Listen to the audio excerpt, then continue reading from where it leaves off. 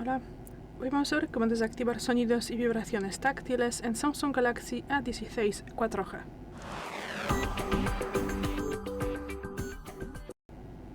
Bueno, pues para esto tendremos que acceder a los ajustes. Luego bajamos y abrimos aquí sonidos y vibración.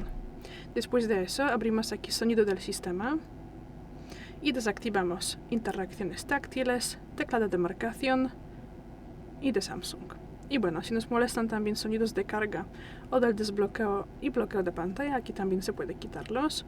Luego tendremos que salir, bajamos y pasaremos a la vibración del sistema. Y aquí casi lo mismo, también desactivamos interacciones táctiles, teclado de marcación de Samsung y también gestos de navegación. Gracias por el vídeo, danos un like y suscríbenos. Hasta luego.